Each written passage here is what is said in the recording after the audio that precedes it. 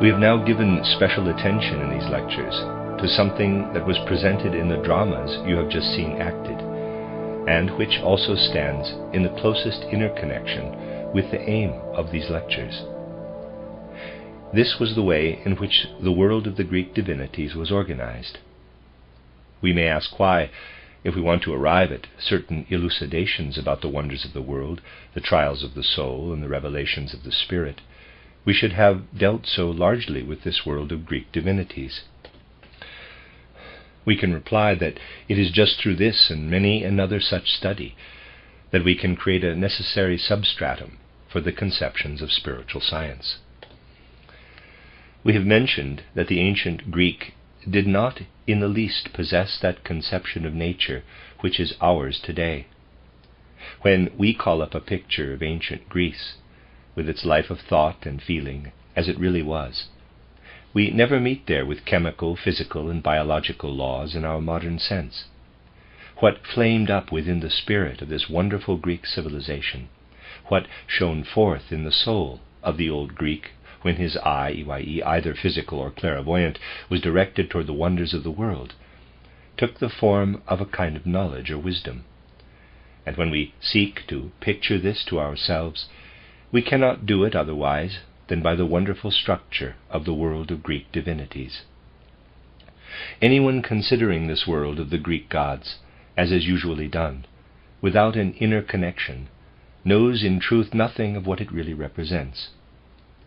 In the wisdom of its construction, this world of the Greek gods is nothing less than an answer, such as the Greek could give, to the question, what shines forth in the human soul when this soul beholds the wonders of the universe? Not by natural law in our present sense did the soul of the ancient Greek respond to the riddles and wonders of the world, by endowing with form the various members of divine beings or forces.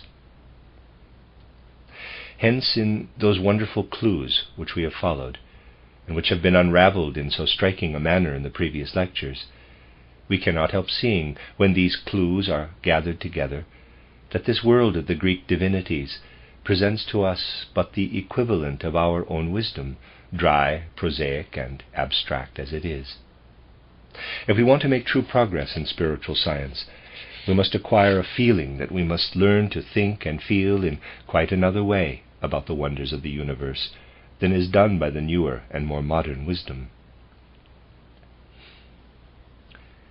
In the last lecture, however, through the fact that our attention was directed to the form of Dionysus, we have already pointed to something else. If we picture the rest of the world of Greek divinities as that which arose in the soul of the Greek when he sought to understand the wonders of the world, then, in the form of Dionysus, we meet with something in which the ancient Greek concealed what might, in the widest sense, be called life's contradiction. And we arrive nowhere unless we take this contradiction into consideration. Abstract logic, abstract intellectual thinking, is ever bent on the discovery of contradictions, especially in the higher conceptions of the universe, in order that it may say, quote, "This conception of the universe is full of contradictions, so it cannot hold good," close quote. But as a matter of fact, life, the living structure of our world wonders, is everywhere permeated by contradiction. There could not possibly be a development in the world if contradiction or opposition were not found in all things, at the very basis of their existence. For why is the world different today from what it was yesterday? Why does anything become? Why does not everything remain the same? Because in the condition of things yesterday there was a contradiction, an opposition within themselves, and through the realization of this opposition and through the expulsion of it, the condition of today has come about. The man who really meditates on things as they are dare not say that through realizing contradictions we discover untruths, for contradictions exist in everything actual. How would it be with the human soul if it were free from contradiction?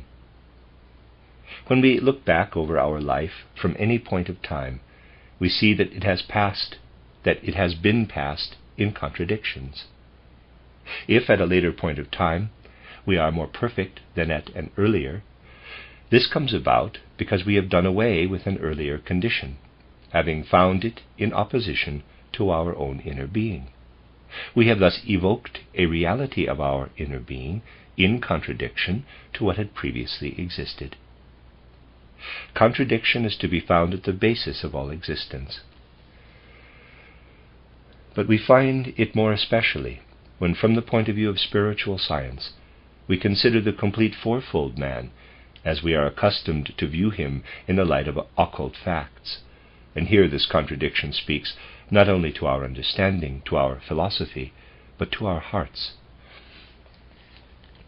This fundamental basis of spiritual science must ever dwell in our souls, namely, that we must consider man as he appears before us, as being composed of physical body, etheric body, astral body, and ego. Our human entity consists of these four members. Now let us look at these four members of man as we meet with them in the physical world.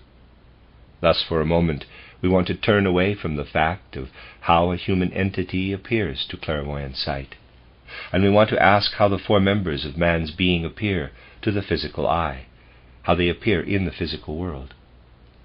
Let us take the inmost member of man's being, the one which, as you know, we consider as the youngest, the ego, or more correctly, the vehicle of the ego. The most striking peculiarity of this human ego immediately appears before us when we consider the world with even a little understanding. What is the most striking quality of this human ego? It is that we can travel the length and breadth of the world with our external sense apparatus, with all the cognitional forces which we possess for the physical world, and nowhere shall we find this ego. It is not visible to our eyes, neither is it observable by any powers of external cognition whatsoever. Hence, when standing in the presence of another person in the physical world, we want to consider him only physically, when we have no assistance from clairvoyant sight, we can never observe this other human being's ego with instruments that are merely physical. The man stands before us. We see his external form, but his ego is withdrawn from our powers of physical cognition. We go about among people, but we do not see their egos with our organs of external observation. Were anyone to think that he could see egos, it would be the grossest self-deception. Thus we cannot observe the ego itself with our external physical powers of cognition. We can only observe its manifestations. A man may be a thoroughly mendacious subject as regards his inner being. If he gives no outward expression to his lies, so that these pass into the external world, we cannot perceive this characteristic of his ego with our physical organs, which are of no use whatsoever for the observation of the ego. However far we may investigate with our external physical cognitional forces, there is one single case only in which we meet with the ego. Although we are well aware that there are so many egos in the world, still there is but one, and one only we can meet with for observation vis-a-vis our own. In the physical world, and for physical instruments of cognition, there is for each person only one possibility of observing an ego, and that is his own. So we may say that the ego, the youngest and also the highest member of the human entity, has this peculiarity, that it can be examined in respect of its nature and its reality in one example only. As regards all of the human beings, so far as we are concerned, the ego is shut away from us within its own living sheath. Let us now pass from the ego as the innermost and as the highest, although the youngest member of the human entity, and take the outermost, the physical body. As you already know through explanations given both in lectures and in writings during recent years, the physical body, in its true innermost being, is cognizable for clairvoyant sight alone. To external consciousness, to the physical cognitional forces of man, the physical body is revealed only as Maya, as illusion. That which we have before us in man, as his physical body, is outwardly illusion. But this illusion of the physical body is seen in as many examples as there are human beings on the earth. And in this respect our own physical body, insofar as it is Maya, is seen as similar in kind to the bodies of other men. Now, there is a great difference between the perception of our own ego, presented to us in the one example, and the perception of physical human bodies, which are presented to us in as many examples as there are persons on the earth. We come to know the ego only when we direct physical cognition upon ourselves. If we want to know our ego, we must look into ourselves with the cognitional force acquired on the physical plane. Seeing that there is so great a lack of clearness on this matter, even among thinkers, it may here be remarked parenthetically that what is meant is that what we can perceive of our ego with the forces of physical cognition belongs absolutely to the physical world. It would be nonsense to say that what a man finds with his normal faculties in his inner being as his ego belongs to any other world than to the physical. If anyone should want to attribute to another world than that of the physical plane the ego which is not observed clairvoyantly but with the normal powers, then he would have committed himself to an enormous mistake. Things seem quite different in higher worlds to the higher consciousness, and the ego appears quite other to clairvoyant consciousness than does that which one finds within oneself to normal consciousness. Concerning this ego, of which external psychology and other external science speaks, we cannot believe otherwise than that it is something that belongs to the physical plane. We look at it, however, from within.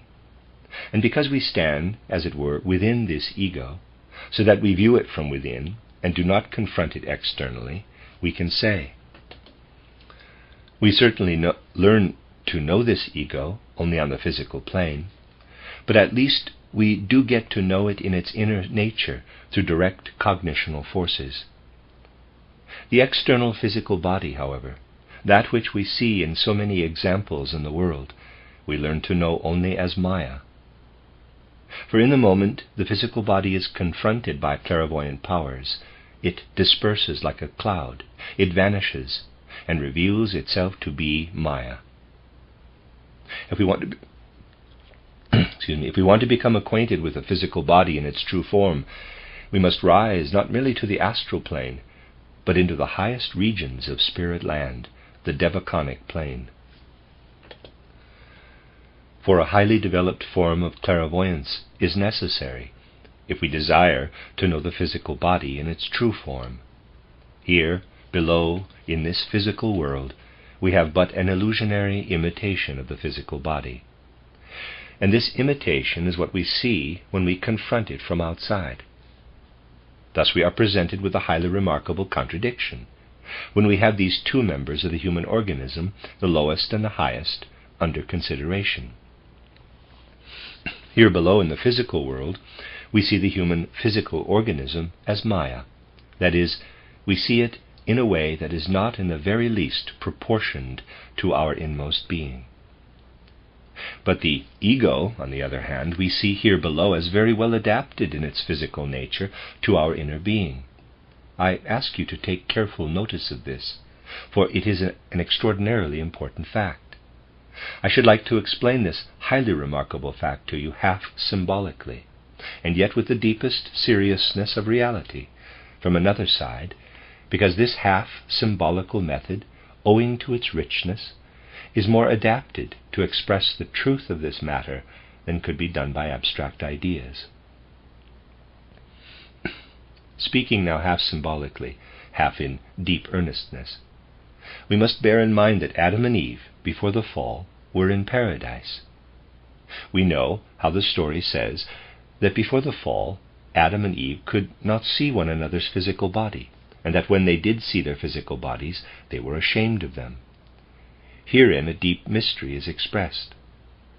In the Old Testament, it is hinted why, after the fall, Adam and Eve were ashamed of their physical bodies. It is indicated that the earlier body, which they had had before the fall, was more or less a spiritual body. That is to say, it was accessible only to clairvoyant consciousness. A body the outward appearance of which was quite different from a physical human body. One that would have expressed the nature of the ego in its true form. Thus we have to allow that the Bible shows that a completely different formation of body, and one certainly only perceptible to clairvoyant sight, would be suitable for the deepest part of man's nature, and that the physical body as we bear it about with us today is really not at all suited to the inner being of man. What was it that Adam and Eve felt when they no longer were in the position to see each other without the physical body, but when they did see each other in this body? They felt that they had fallen, had deteriorated into matter, that they had left a world to which formerly they had belonged, and had become impregnated with denser substance than was theirs previously. They felt that man had been transplanted with his physical body into a world to which, when the real nature of his ego is considered, he in no way belonged. No more suitable expression for this fact could be found than that man's being was overcome by a feeling of shame. Man was ashamed that so little of the outward expression of his being, the part perceptible to the senses, was really adapted to the divine ego. If we consider the same fact from another point of view, it presents itself quite differently. We then see that if man had not descended into his physical body, had not taken on denser matter, he would not have been able to attain his ego consciousness, or, as the Greeks expressed it, would not have been able to participate in the forces of Dionysus. The Greeks were well aware of this. They felt that the ego of man, as it lives on the physical plane, has within it not only those forces of a higher spiritual world, which it had before the fall, forces that stream into it, if we may say so, from the upper spiritual worlds, but they felt that this ego is dependent upon forces which originate from quite another side, from the opposite side. We know that previous to his present ego consciousness, man had normally a clairvoyant consciousness. He had this clairvoyant consciousness in ancient times, but it was a picture-like, dreamy consciousness, and was not illuminated by true intellectual light. This he only acquired later. The old clairvoyant consciousness had to be lost by man, that thereby a new consciousness might appear. For this it was necessary that the old form of the ego, the old Dionysos Zagreus, should perish. We have had before our minds this grand picture of how the old clairvoyant consciousness perished, or, as expressed by Greek mythology, how the ancient Dionysos Zagreus was torn to pieces by the Titans, and how he reappeared later in the age of the younger Dionysus being our present-day consciousness, which is a product of the progress brought about in the course of the evolution of humanity. But it was necessary that the earthly mother, Semele, should take part in the production of the younger Dionysus, and in the form of Semele, the Greek soul showed how sure and full of wisdom were its feelings regarding true world wonders. What then was the supposition regarding the younger Dionysus, or let us say the younger human ego? In order to make the coming of this ego possible, it was necessary that the old clairvoyant consciousness should have died out, and that everything belonging to the ancient clairvoyance should have sunk below the horizon of man's consciousness. He who knows this, and it was known to those who narrated the Greek mythology, said, "Once upon a time, the human soul possessed clairvoyant consciousness and looked out into a world full of spiritual beings and spiritual facts, a world in respect of which man was still a fellow citizen of higher spiritual beings. In course of time, man has passed out of this spiritual world and has become quite another being, one permeated by an ego." What would happen to the man of today if, without any preparation or esoteric training, there suddenly appeared to him In place of the physical world, as perceived by physical eye and ear, that world which existed for the ancient clairvoyant consciousness. Let us suppose, through some cosmic miracle or other, that in place of the star-strewn heavens, the world we see through the rising and setting sun, the mountains and mists, the minerals, plants and animals, there should suddenly appear before the normal consciousness of a modern man the world of the old Atlantean. Let us accept this for the moment as an hypothesis. That person would be entirely crushed. So terrifying, so awesome would the world appear, which all the same is the world that surrounds us. For this world comprises all things. It is around us. It exists everywhere. This world is, however, concealed from us by the world of our ego. We may say a world is all around us that would fill people with terror, that would entirely overwhelm them, if in their present condition they were suddenly to be confronted by it. This was still felt by the soul of ancient Greece. We find it contained also in that most wise and wonderful edifice, the legend of Dionysus. Dionysus had to come from another side than that of the cosmic wonders, in which the ancient Greek consciousness had placed the figure of Zeus and the other figures of the upper heaven. The ancient Greek felt that in all that existed as the world of men, something lived that was different from what lived above in the world of Zeus. The ancient Greek felt that the world over whose surface we wander had another substantial ingredient. He felt that intermingled with our physical human existence was an element that was not present at first in the supersensible world. Hence the younger Dionysus, who represents our new consciousness, could not, like the old Dionysus, be a son of Persephone and Zeus, but he had to be a son of Semele, a son of an earthly mother and Zeus. We must keep in mind what was then added by the Greek consciousness to this legend in its further development. Through the machinations of Hera, it was brought about that Semele should see Zeus in his true form, not as the ancient Atlantean demigod, but as he really now is. This could only be by means of clairvoyant consciousness. That Semele was to see Zeus for a moment as he really was meant nothing else than that Semele became for a moment clairvoyant. She perished in the flames because she saw Zeus in the flames of the astral world, that is, she saw him clairvoyantly. She was crushed to atoms, as indeed the ego consciousness of man would be, if it were suddenly confronted by the astral world. All great occult facts, all truths concerning cosmic wonders, we find concealed in one place or another in the world of Greek legend. We also find hidden therein the fact that Dionysus, the macrocosmic representative of the ego, which every man with normal consciousness can see only in a single example, is descended from a being of the physical world. That what to our normal physical eye is only Maya was embodied in Dionysus.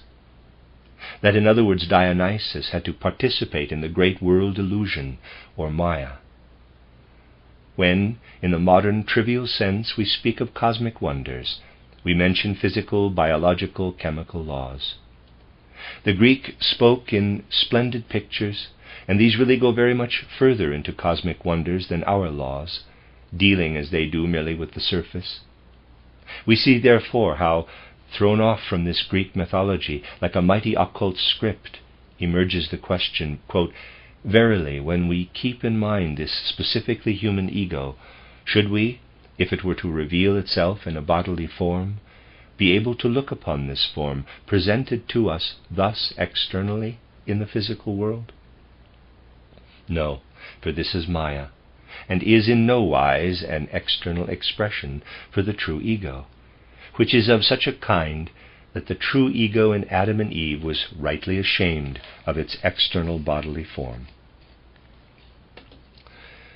What, as men, we have before us today is in fact a contradiction, and this was felt by the Greek, by the very Greek of whom it has frequently been said with great superficiality that he gave his attention only to the external beauties of nature.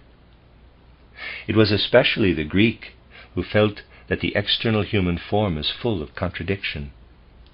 The Greek was not a naturalist, as we understand the term today, but he understood very deeply that the form in which man walks the earth is a compromise. From no side does it appear as it really is. Let us suppose that this human form had arisen under the influence of the physical, etheric, and astral bodies alone, that no ego had taken up its abode in it, that it had only been constructed on the earth with the characteristics it had brought over from the ancient Saturn, Sun, and Moon incarnations of our earth. This human form would then have been different from what it really is.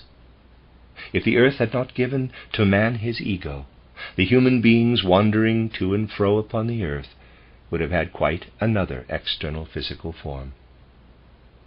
In a certain hidden manner, the soul of ancient Greece put to itself this question: how would the human form have looked today if there were egoless men upon the earth, men who had not participated in the blessings of the earth, or in the development of the ego men who had not taken into themselves Dionysus? If such persons walked among us, as had developed only under the influence of the forces of the physical, the etheric, and the astral bodies, what would they have looked like? And the Greek soul put to itself another question with wonderful spirituality, with a depth of inward feeling impossible of expression. If nothing but the ego existed, if the ego had not entered into a physical, an etheric, and an astral body, what form would it have? It would not have such a physical human body as it has now, but this ego would be furnished with a spiritual body, which would be entirely different from the external human body. This spiritual body, which would exist only for clairvoyant consciousness, could never really be revealed in the physical world. What then really is the human being who goes hither and thither on the earth? He is neither an egoless man, influenced only by the astral body, the etheric body, and the physical body, nor is he an ego man, but a combination of the two. He results from the intermingling of these two. Man, as he appears to us outwardly, is a composite being. That was what the ancient Greeks felt when they said to themselves, if the younger Dionysus was really the first teacher of intellectual civilization, we must assume with regard to him that he was not yet in a human body, which had already come under the influence of the ego, for man had first to receive the intellectual ego through the influence of the Dionysus civilization. Dionysus must still represent this human ego outside of the human physical body. Thus, the Greek consciousness could only form an adequate idea of Dionysus and of that movement which I have described as the civilizing march of Dionysus over the earth by imagining that the real ego of Dionysus had not yet taken up its abode in a human body, but was just on the point of doing so. That Dionysus and all belonging to him had such human bodies as were bound to arise if no ego were in them, if the human body was only influenced by the forces of the physical, etheric, and astral body. The Greeks answered these questions by saying, the people who followed Dionysus on his journey could not have looked like the men of the present time, whose bodies were composed of the invisible ego body and the external body. It must have been that the ego enveloped the bodily form invisibly, like an aura, and that this bodily form had developed, as it must have done, under the influence of the forces of the physical, etheric, and astral bodies. That is, as a man must have developed on the earth who had come over from the old moon, with the forces of human nature belonging to it, and who would have continued to develop on the earth without the earth ego having entered into him. It was because the Greek soul was able to give a correct answer to this world wonder that it represented symbolically, in the form of Dionysus, and especially in the forms of those who were represented as the followers of Dionysus, such human forms as had the ego outside them, and could reveal only the forces of the etheric, physical, and astral bodies. These are Silenos, or Silenus, and the satyrs, who followed in the train of Dionysus. that wonderful creation of pictorial forms thought out by the Greeks. As such would man appear if we could sever that which is a composite thing. Imagine to yourselves that through some magic means the physical, etheric, and astral bodies of a human being could be treated so that we could separate from them the actual supersensible and invisible body of the ego. Then that human being would have such a form as those persons had who followed in the train of Dionysus. But in their wonderful mythology, the Greeks represented something else. We know that the ego entered only gradually into the human form, that in ancient Atlantean times this ego was still not within the human body. How must we then picture Atlantean bodies? Greek fancy and Greek intuition pictured in a wonderful way the ordinary, normal, partitioned man of Atlantean times in the satyrs and the fauns and in Pan. Under the present conditions on earth, such human forms could naturally not come about, and forms like those of satyrs, the fauns, and indeed the whole following of Dionysus, consisted of those stragglers among the Atlanteans who had preserved most faithfully the human form of the Atlanteans.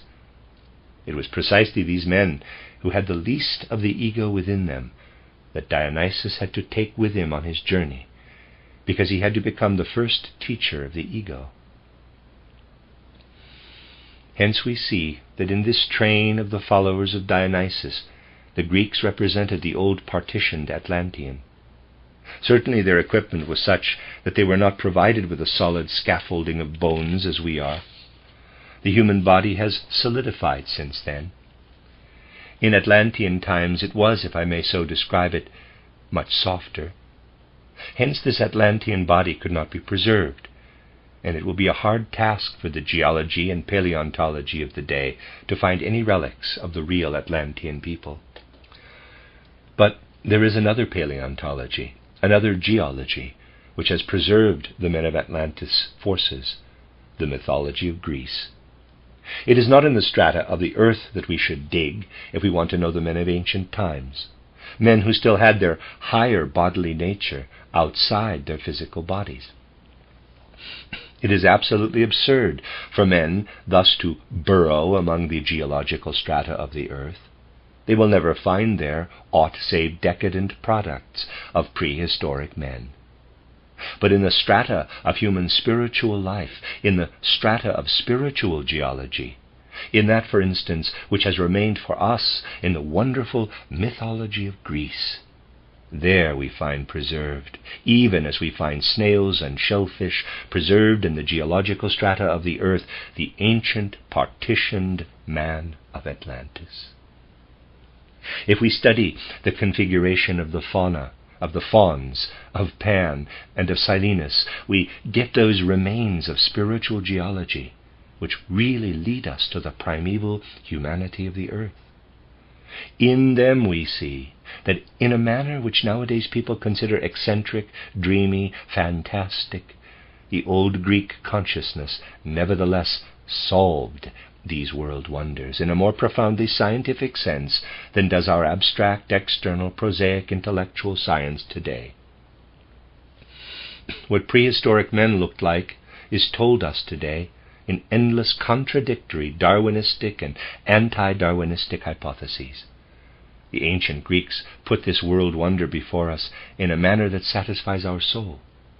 Neither Haeckelism nor any other branch of Darwinism, nor geological fossil hunting, will furnish an answer regarding the external physical form of the prehistoric men on our earth.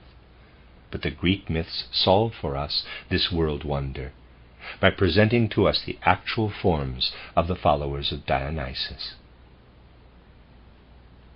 Anyone aware of all the ramifications of detail connected with the true evolution of man, as revealed by the Akashic records, knows also that fantasy and fanaticism do not exist in spiritual science, or in what has been said to you today. Fantasy and fanatical dreaming are found in the abstract, intellectual science of today, which believes it can dig out of the physical strata of the earth and can study that which cannot possibly be there.